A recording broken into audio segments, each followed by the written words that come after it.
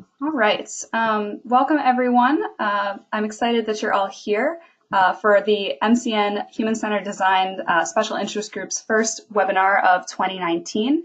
So we're thrilled to have Kathi Kaiser from Centralis, who'll be presenting Planning a Usability Test, 3 case studies. This is Kathy Sigmund. I'm a senior associate at RKNA, which is an evaluation and research firm here in Washington, D.C., one of the co-chairs of the group. I'm really excited that you are all here. So again, hi, Alicia, Laura, Kathy, thanks for being here. Michelle's here as well, and I think we'll have some others rolling in.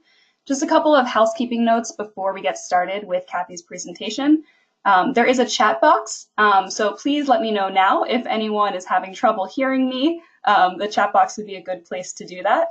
I see that most of you have kept yourselves on mute, which we really appreciate.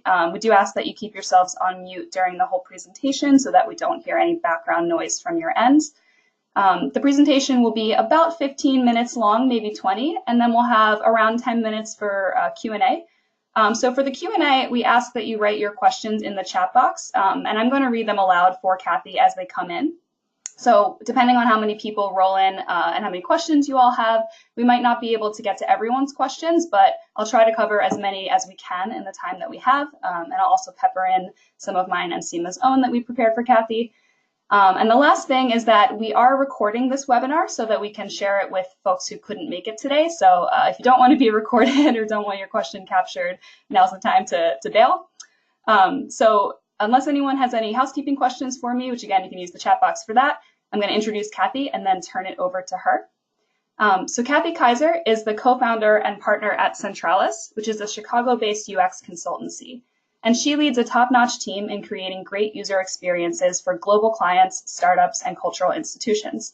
When Kathy's not at the whiteboard or in the lab, she may be found observing users on boats, in museums, at train stations, and anywhere else where the digital and physical worlds collide. Kathy is a frequent speaker on topics in UX and has served as an adjunct faculty member at the Illinois Institute of Technology's Institute of Design. So Kathy, over to you. And again, just everyone keep yourselves on mute for the presentation. If questions come up as Kathy's presenting, type them now, type them when you think of them, and I'll make sure to read them out loud to Kathy in a little bit. All right, thanks, Kathy. All right, well, thank you so much, Kathy. Thanks, everyone, for joining us this afternoon. Happy to be here to share with you 3 case studies related to planning a usability study. You heard a little bit about me. My company, Centralis, is a UX research and design firm, and we exist to help our clients make their digital products easier for people to use. And that could be cultural institutions, it could be corporations, other organizations, and everything from their websites to mobile apps to digital interactives. Basically, the idea is that we try to see things through the visitor or the user's eyes and identify where any issues are and help make those products better. And our key method for doing this is usability testing. And I'm sure many of you may be familiar with usability testing. As the method goes, it's pretty straightforward. You really just need a couple of things to do it well. You need real users, real visitors in the case of a museum. You need to put them in the situation where they're using your interface to do the things it's meant to do. And you have them think aloud so that you have access to what's going through their mind as they're using the interface. So this is, pretty straightforward. You spend some time with users. You don't generally have to have too many of these sessions, and you really learn a lot. The goal is to identify any of those issues that may be standing in the way of a great experience and figure out why they're happening. Really dig into the why so that you can fix it in a future iteration of the design. So hopefully you're excited to do usability testing. We always are. But once you get into the planning process, it quickly becomes clear that there are some complex questions that need to be addressed because there are a lot of different ways that you can set up a study. First off, the question that we often hear is, when should testing happen? And by that, I mean when in the design process. There are trade-offs, whether you test early on with concepts, you basically have an idea, maybe some rough sketches. Is that the best time to test? Or maybe it's later on. Maybe it's when you have something that's a little bit more fully baked, a little more complete.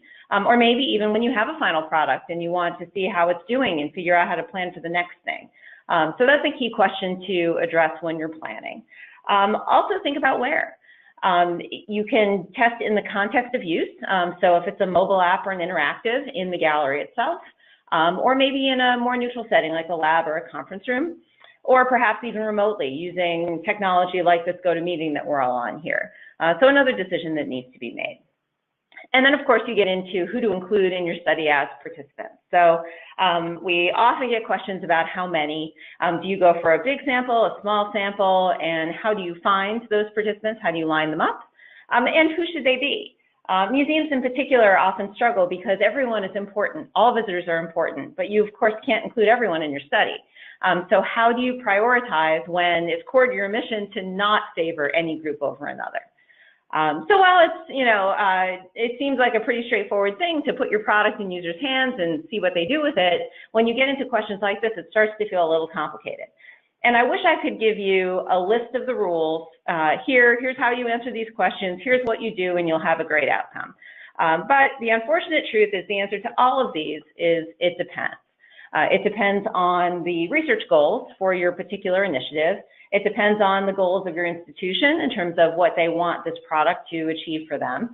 It can depend, of course, on timing and budget and a million other things. So today, I thought rather than try to give you some general guidelines and then a million caveats about when those guidelines might and might not apply, I would instead share 3 stories of usability testing that we've done, specifically looking at this planning part of the process.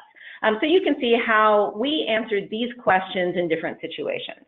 And hopefully from that, you'll see some parallels to work that you're doing or the way things are going in your institutions, and you can get a sense of the trade-offs and the pros and the cons of different approaches. All right. So first off, I'm going to talk about some digital labels that we evaluated at the Art Institute of Chicago. So this image here has one of the digital labels. It's on an iPad on a stand in the gallery. This label is for this particular object, this chest of drawers. Other labels have many objects contained within them. And these exist in the museum today. They existed at the time that we were brought in. And really the goal was to get a sense of how well they were helping people engage with the object and have a great experience in the gallery. That was for the labels that currently existed, but the goal was also to establish some best practices for the design of future labels. So as these were becoming more common with, as galleries were remodeled and new technology was coming in, the group that we were working with at the AIC was getting more and more requests. And they wanted to understand, well, what are the rules around putting these together? What should we make sure we do all the time when we're designing these? So we were looking for those best practices as well. And our research questions were pretty straightforward. It was things like, should it be a one-to-one mapping of a label to an object, or should a label represent, say, everything in a cake? What type of information should be in the label? Should it be about where the object came from, or how it was made, or something else? Should it include video and other interactive features, or be more of a text and graphics approach? And what should people be able to do with it? Is it just a matter of kind of swiping through, or should it be more interactive? So, of course, the first question we're faced with is when in the design process should we do this testing? And what you see here is kind of a straightforward design process, not necessarily a user-centered design process, but a design process nonetheless. And in this case, we really were brought in at the end here. The products existed, they were installed, people were using them, and we were asked to get a sense of how well they were working. But the good news is, as I mentioned, we're also looking at informing future development. So we're also here. We're also at the prototype stage. And that's the nice thing about testing a final design, is that your final design is always the prototype for what comes next.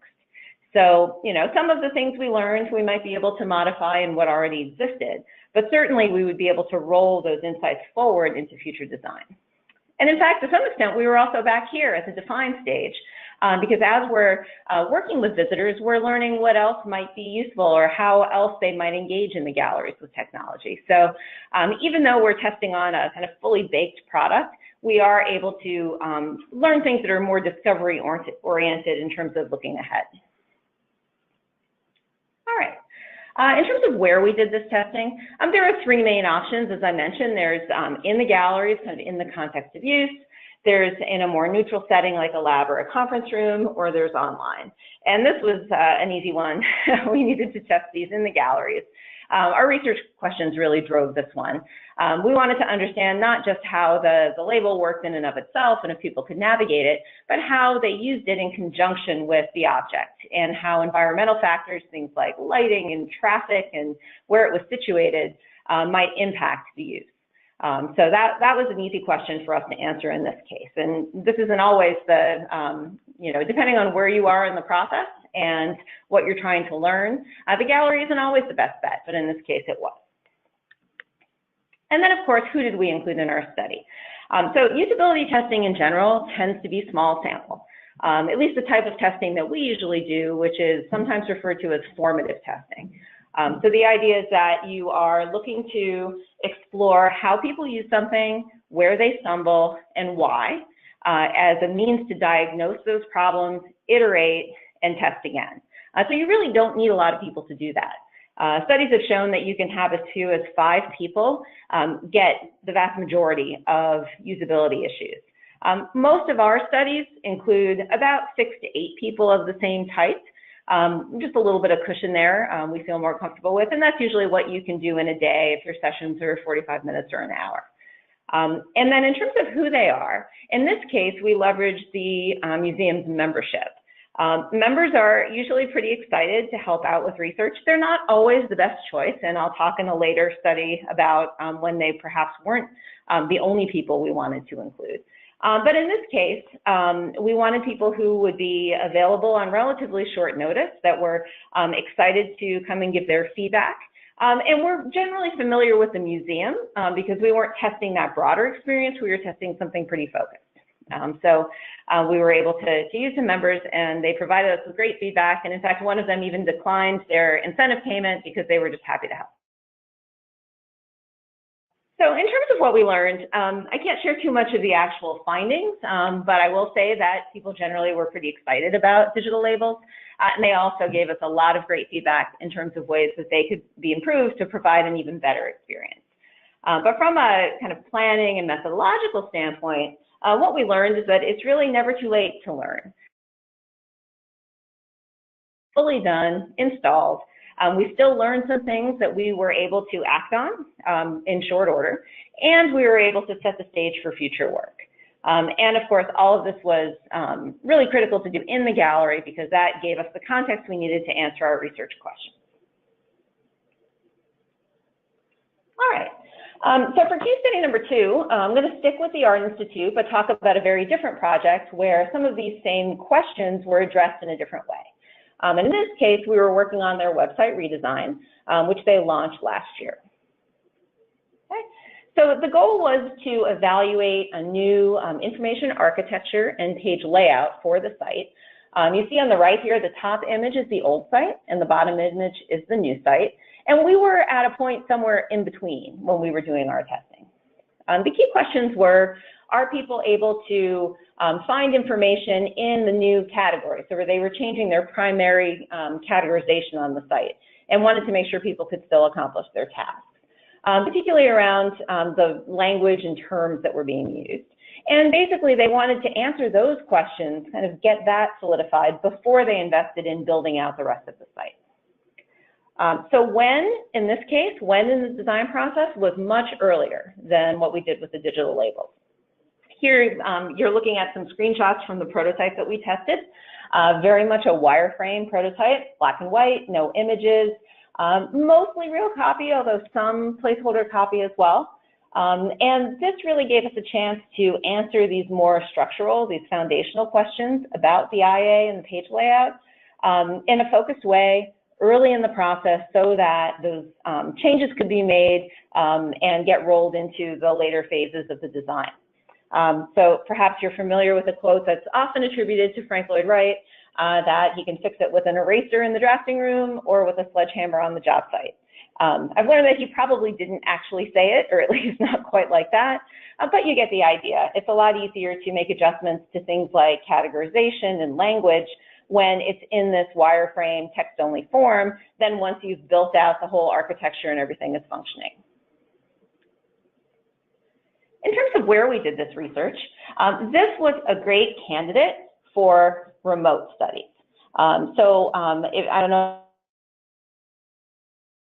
it's very similar to what we're doing here today. Everyone dials into something like GoToMeeting or Zoom, and you can actually share a prototype, or you can have the participants share their screen if it's a live site.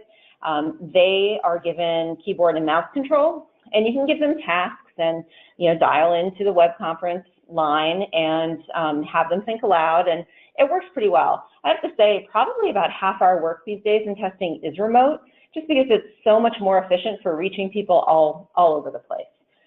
So for this study, we were generally focused on the Chicago area, but even then, it was a lot easier for people to just dial in, spend an hour with us on the phone, than having to travel to the museum or to our lab.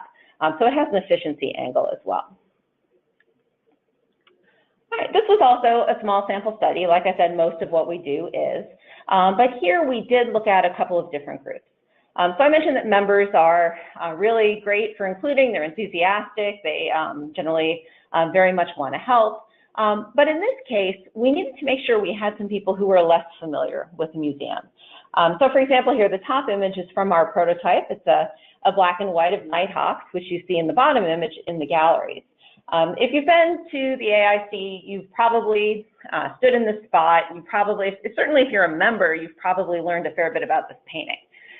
But we wanted to make sure that we had people in our sample that were less familiar, that would be having questions about it, that we could then see how well the site answered.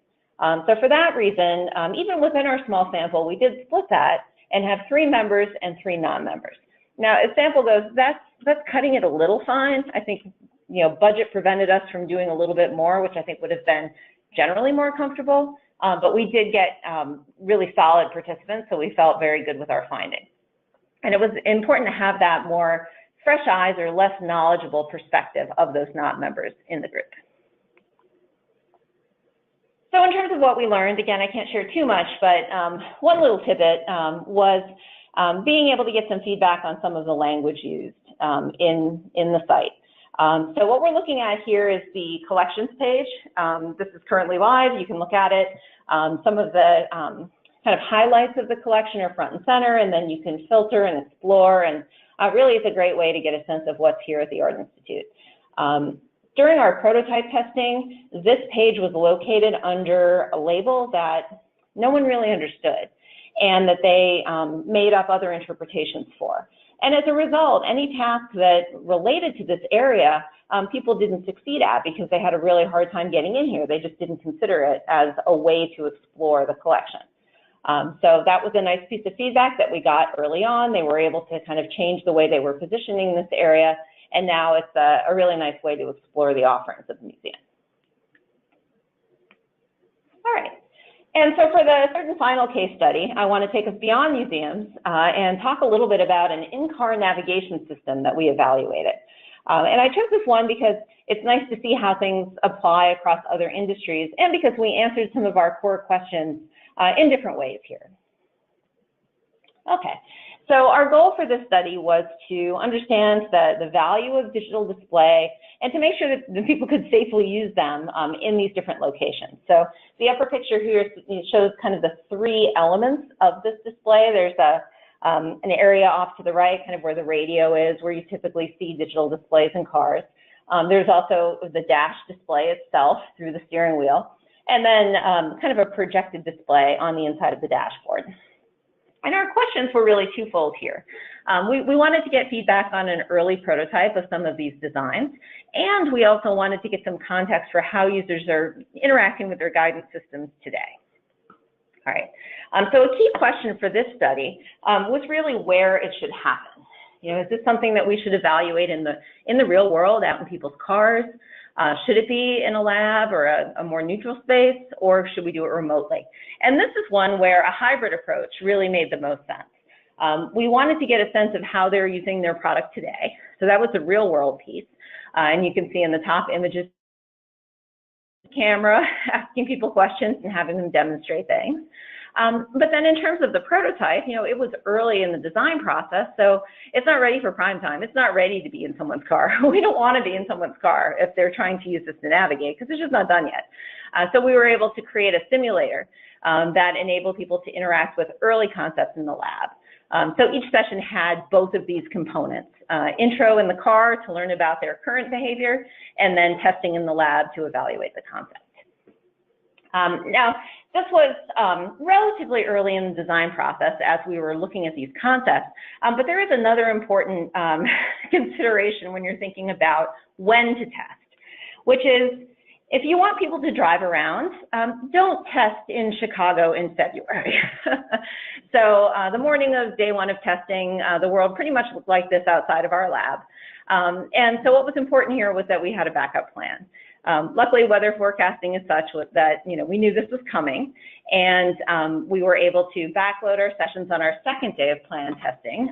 So by then, most things had been plowed.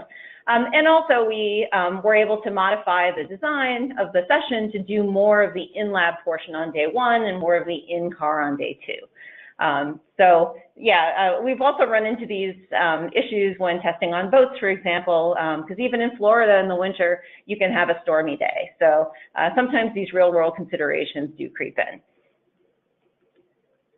And in terms of what we learned, and really the reason I wanted to share this particular study was that it really helps to be creative with these hybrid approaches. So there's often not one easy answer to these questions, and what can you take from different options to really put together the study that makes the most sense for you.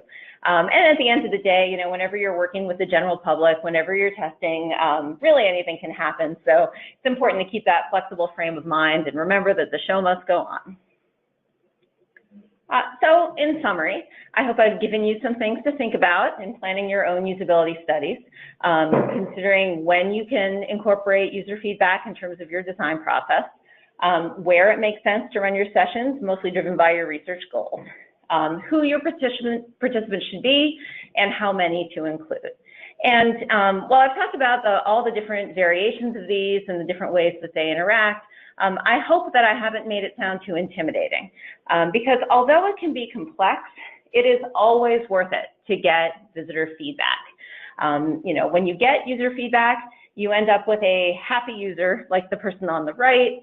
If that's not something you're able to get into your process, you're more likely to get the puzzled look of the user on the left. So I encourage you to think through these questions and reach out and get advice, so that you can get some user feedback, because it always will make your product better. Thank you very much, and I'm happy to address questions. Great. Well, thank you, Kathi. That was super helpful. This is the other Kathi. I'm going to moderate the questions. So as I said in the beginning, for those who were here, and I'll repeat now for those who joined in the middle, we'd love if you have questions for Kathi, if you could ask those via the chat box, should be on the right side of your screen somewhere. And as those come in, I will ask them out loud to Kathi. So I'm going to start us off with one. So you talked a lot about, you started off, Kathi, by talking about this notion of it depends, which, as a fellow researcher, I know is the truth about everything to do with a research study, whether it's sample size or whether it's schedule. But that said, it depends can be a really tough pill to swallow. So I hope this, you provided a lot of useful advice for people. I'm wondering if you have any sort of other more general advice that you think can help just make this notion of it depends sort of feel more comfortable for those who maybe aren't in the regular habit of planning either usability or any other research studies.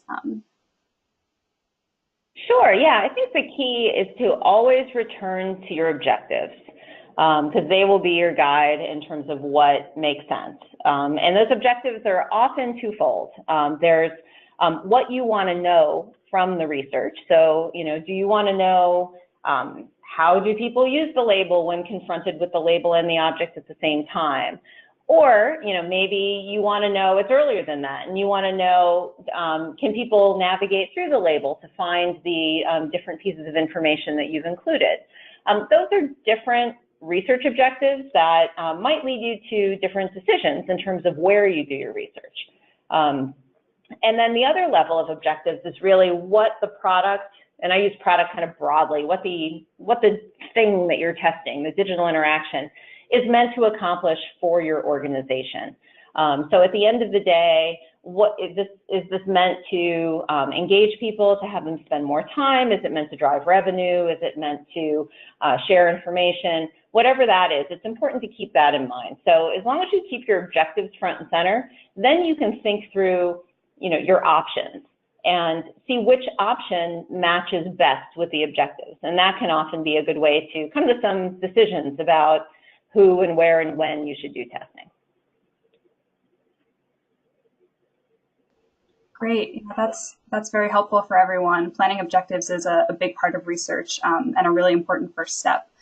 I think everyone's pretty shy with the questions. I want to encourage everyone not to be. Someone else probably has the same question. And even if you're, oops, there's one. I was going to say, even if you are a researcher or have done this before, sometimes it's just nice to get someone else's opinion on something. So please don't be shy.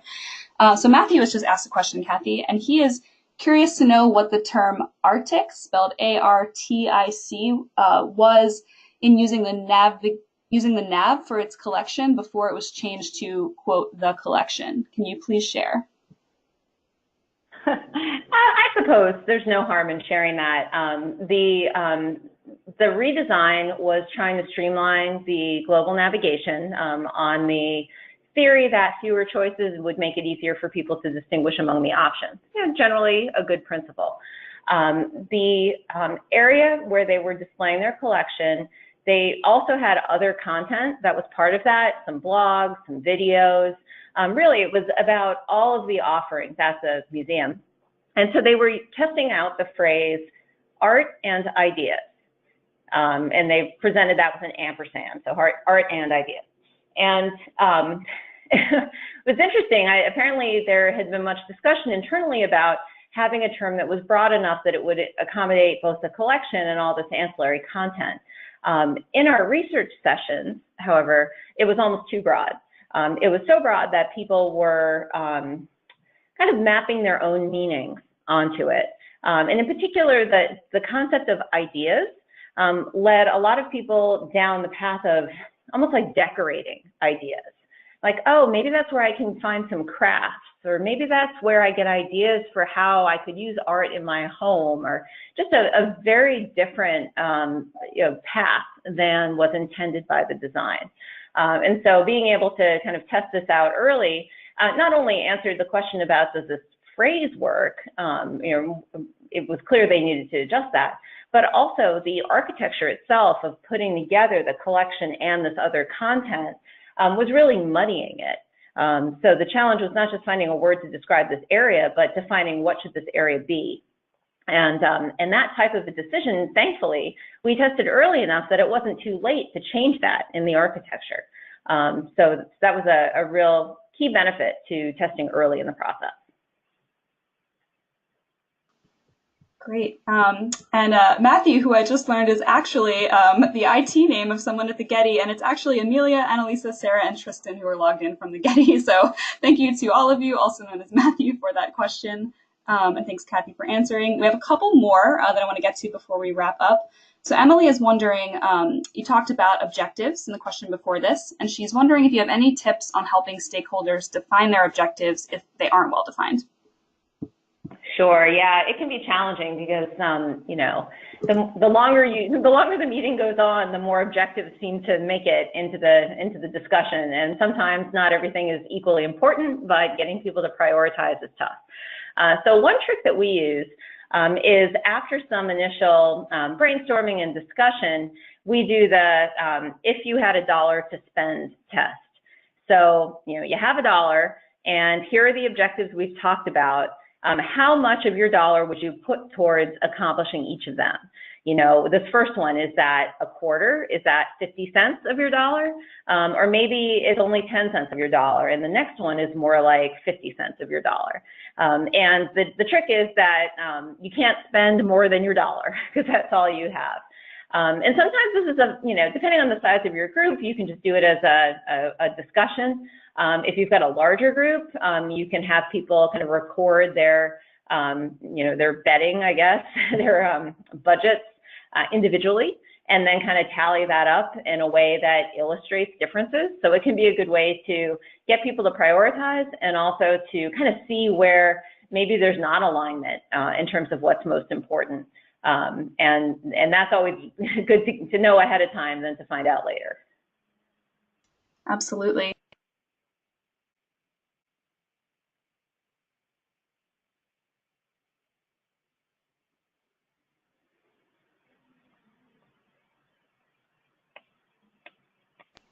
Sorry, I thought I was unmuted there. I was talking to everyone.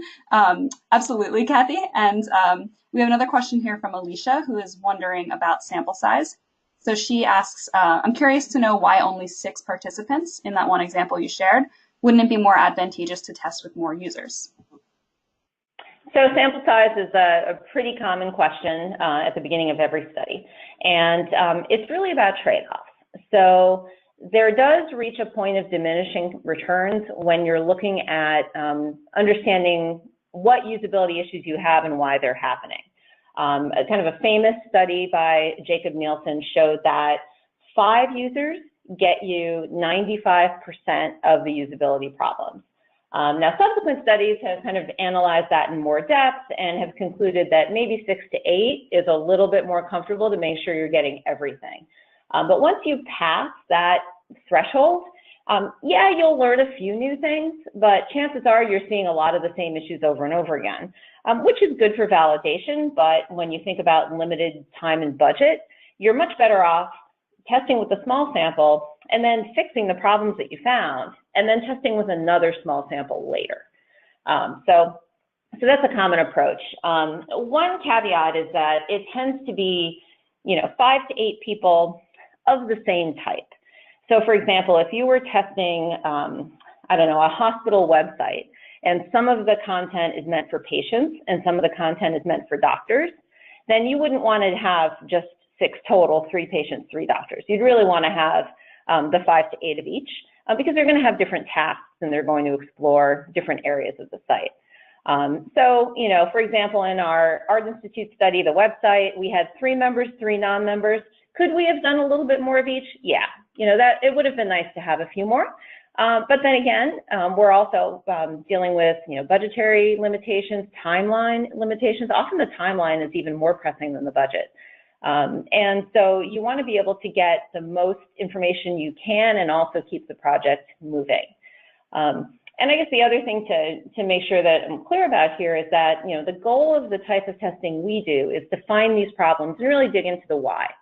It's not really about measuring the prevalence of these problems in the population. So, based on our studies, we wouldn't be able to tell you if 40% of the people would have a problem or 70% of the people would have the problem. For that, you would need a larger sample. But in our experience, for the progress we're trying to make with the design, answering that question is less important than, okay, why is anybody having this problem and what can we do to fix it? You often really don't need to know how, the relative frequency of a problem. Really what you need to know is the source of it so that you can address it in the design. Great. And I think a lot of what you just shared may speak to the next question, but I'm going to ask it all the same, just in case there is anything you have to add. So the crew from the Getty is wondering if you have advice about getting resources for testing, because you mentioned that for that study where you had just 6 participants, you would have maybe ideally gotten a few more, but some resources were cut or limited. So they're wondering, how do you argue well for usability testing? Well, the best way, and there's a little bit of a chicken and egg here, but people will really start to see the value of testing once they observe it. So if you can run, one session and get a video of it and see someone, having understandable struggles, but you can really watch people struggling and share that internally, you just get so much value from such a small amount of data that often that is the best way to get people in the organization excited about doing a study to begin with. Once you have some interest, then I would say start small. There are, really kind of guerrilla methods that you can use. The studies that we do tend to be a little bit more formal, so we pre-recruit people and have, recording equipment and all of these systems in place, and that's great.